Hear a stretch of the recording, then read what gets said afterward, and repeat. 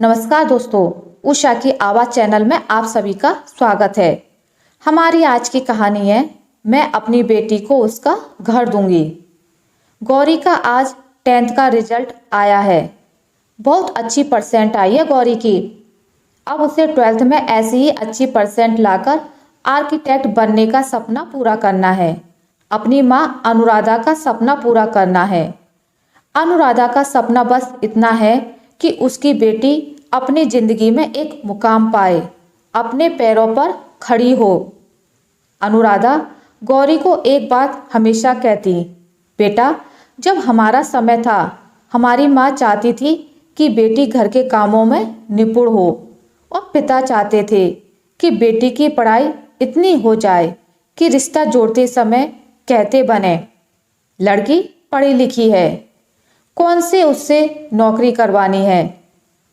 हमारे समय में तो ज़्यादातर लड़कियां होम साइंस में स्नातक की पढ़ाई करती थी और गर्व से कहा जाता था लड़की स्नातक है। पर अब जमाना बदल गया है। अब लड़कियों को भी अपना मुकाम बनाना चाहिए। गौरी अपनी माँ के करीब होने की वजह से उनकी बातों का पालन करती थी। समय की गति चलती रही और गौरी आर्किटेक्ट की पढ़ाई पूरी कर आर्किटेक्ट की सीनियर के नीचे काम सीखने लगी। अनुराधा जी जानती थी कि शिक्षा जितनी ज़रूरी है उतनी ही ज़रूरी है सही समय में सही इंसान से शादी। पर गौरी चाहती थी कि 4-5 साल अपने कैरियर पर ध्यान दे, फिर शादी करे। कुछ विधि का विधान और कुछ अनुराधा जी की इच्छा। एक अच्छा रिश्ता आया। लड़का एक डॉक्टर था। लड़के का नाम विहान था। विहान एक नामी हॉस्पिटल में पिछले 4 सालों से प्रैक्टिस कर रहा था, इसलिए शहर में उसका नाम भी था और कमाई भी अच्छी थी। गौरी अपने करियर के शुरुआती दौर में थी, इसलिए उसकी कमाई विहान से काफ़ी कम थी, पर दोनों का अच्छा तालमेल था। दोनों अपनी शादी से खुश और एक दूसरे के साथ का आनंद भी लेते थे। एक दिन विहान ने गौरी से कहा, गौरी, आज शाम जल्दी फ्री हो जाना और 8 बजे तक तैयार हो जाना। मेरे एक मित्र के यहाँ कार्यक्रम है। वहाँ मेरे सारे डॉक्टर मित्र अपनी पत्नियों के साथ आएंगे। गौरी बोली, विहान, आप कल बोल देते तो मैं अपना रूटीन चेंज कर लेती, पर आज मुझे फाइनल प्रेजेंट करना है। मैं अब कुछ नहीं कर सकती। इस बार आप मैनेज कर लो, अगली बार साथ चलेंगे। सॉरी विहान, अगर ये ज़रूरी नहीं होता तो मैं मना नहीं करती। विहान खिन्न मन से पार्टी में चला गया और वहाँ सभी डॉक्टर्स मित्रों को अपनी पत्नी के साथ देखकर उसकी नाराज़गी उसके चरम सीमा तक पहुँच गई।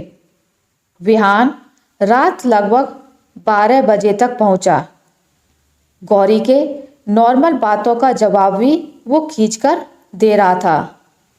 गौरी ने चुप रहने में ही भलाई समझी, पर विहान तो जैसे लड़ने के मूड में था।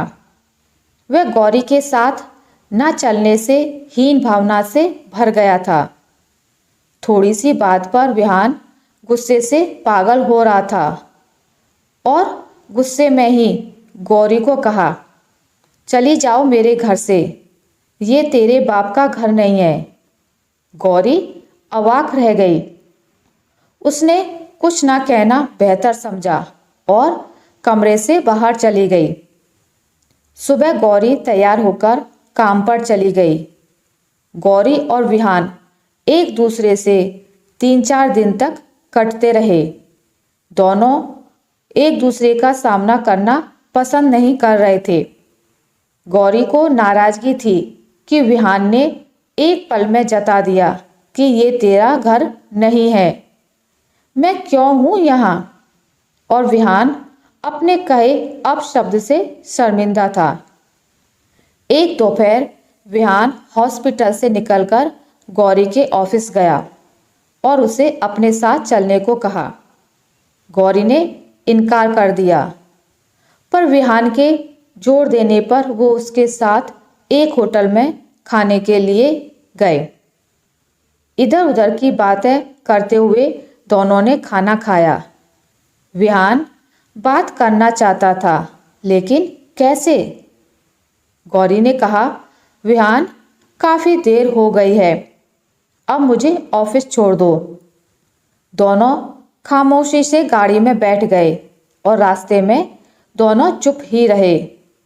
ऑफिस से बाहर जब गौरी गाड़ी से उतरने वाली थी तो विहान ने कहा, गौरी मुझे माफ़ कर दो, मैंने गुस्से में कुछ ज़्यादा ही कह दिया। मैं यह नहीं कहता कि यह मेरी गलती है, यह गलती नहीं, यह मेरी बदतमीजी है। वह घर जितना मेरा है उतना ही तुम्हारा है, मुझे माफ़ कर दो, मैं अपने किए पर शर्मिंदा हूँ। गौरी थोड़ी देर खामोश रही, जैसे शब्दों को टटोल रही है। फिर कहा, जब इंसान गुस्से में होता है तो वह सामने वाले के मन को चोट पहुंचाना चाहता है, या फिर वह बात उसके मन में होती है। मैं नहीं जानती कि आपके मन में क्या था और आप क्या कर रहे थे। अगर वह मेरा घर भी है तो क्या मैं अपने गुस्से में आपको घर से निकाल सकती हूँ? इसका जवाब खुद को देना। एक बात पता है, हम लड़कियों का कोई घर ही नहीं होता। जिस घर में जन्म लेती हैं वह घर उसका नहीं, पति का घर अपना नहीं, कौन सा घर है उसका? बस एक घर में उसके आने पर पालना आता है और दूसरे घर में उसके जाने पर अर्थी। कल अगर मेरी बेटी होगी ना तो पता है, सबसे पहले मैं उसे अच्छी शिक्षा दूंगी जो मेरी माँ ने मुझे दी है। दूसरा, उसे आत्मविश्वास दूंगी, क्योंकि बिना आत्मविश्वास के जिंदगी जीना और कुछ फैसला करना मुश्किल है। और सबसे बड़ी चीज़ जो मैं उसे दूंगी वह है उसका अपना घर। आप, मैं, वह घर, समाज सब वही है।